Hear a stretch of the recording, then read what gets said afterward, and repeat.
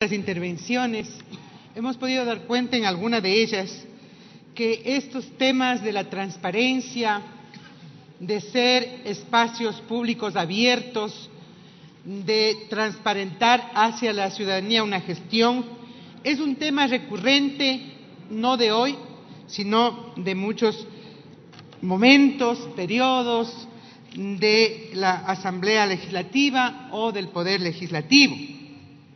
Tuve la oportunidad, y digo esto porque tuve la oportunidad de firmar la declaración en Chile para constituir el Parlamento abierto acá en el país.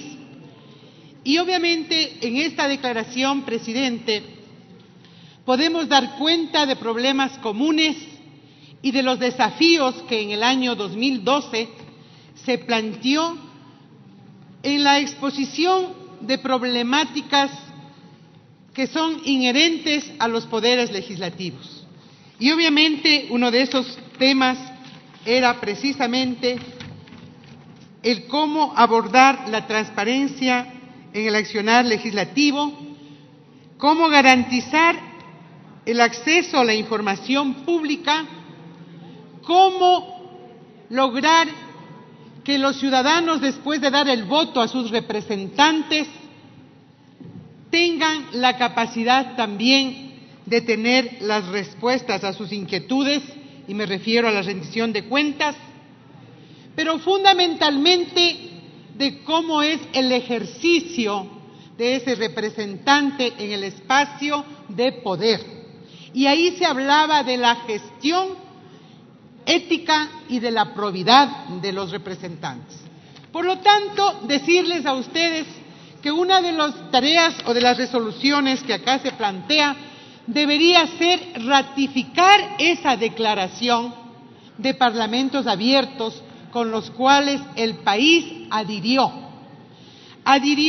a esta voluntad política, pero también adhirió a una agenda riquísima, en donde ya establece, por ejemplo, los temas de los comités de regulación ética.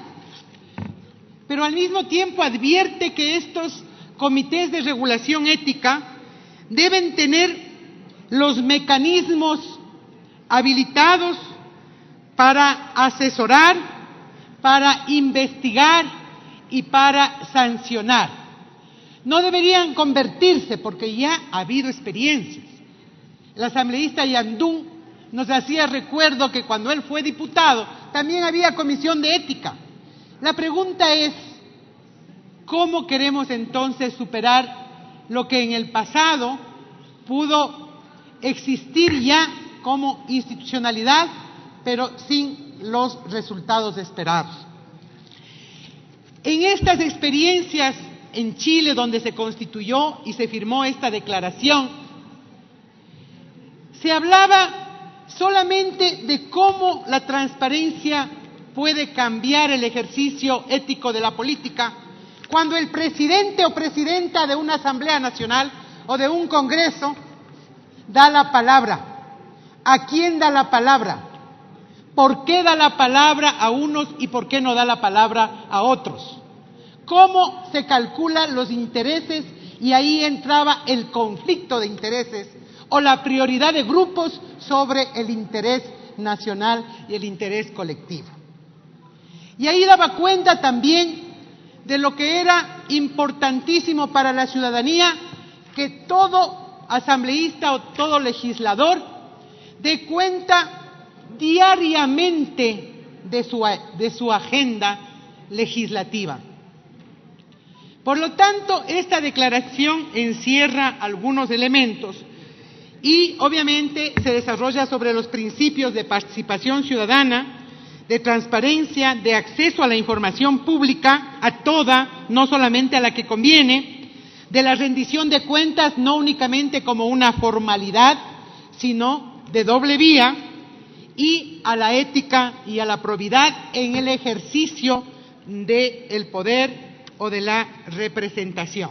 En función de eso, se determinó 4 ejes: el eje normativo, el eje parlamentario, el eje administrativo y el eje participativo.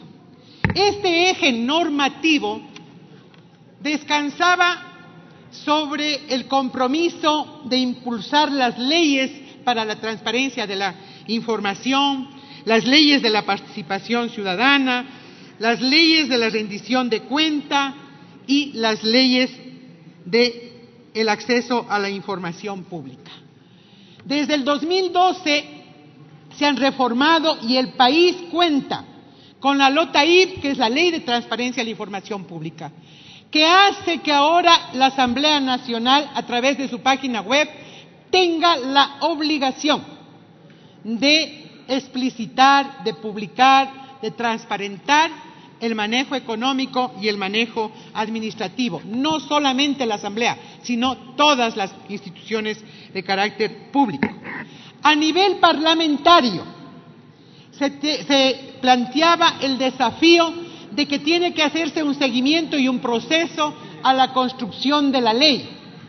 Desde cuando se propone, y había experiencias y hay compañeros de experiencias, en donde una ley no puede ser presentada o no basta únicamente el uso de la iniciativa legislativa que tiene un legislador, sino acompañada del interés colectivo. No era posible el presentar proyectos de ley antojadizos o leyes que representan al interés personal del representante, sino por el contrario, leyes que tengan el apoyo ciudadano.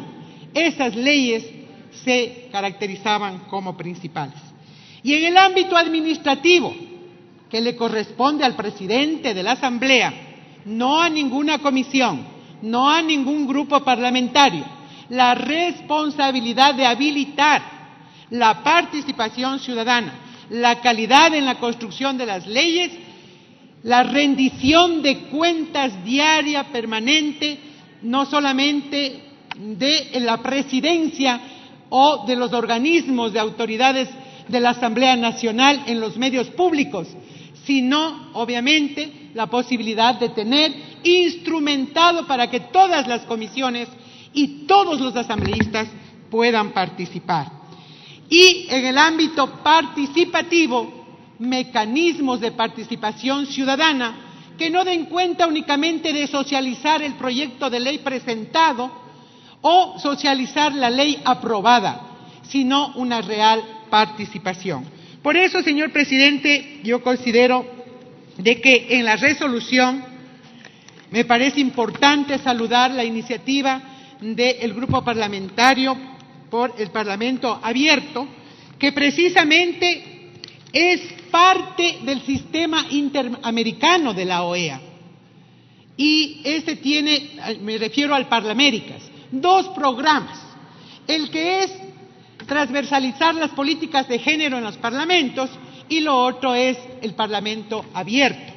Por lo tanto, yo sugiero, señor presidente, de que se incluya un artículo en la resolución en donde se ratifique la adhesión a la declaración y el compromiso de este Parlamento de continuar con la aplicación, con la ejecución de los principios y de los ejes de este programa de la OEA.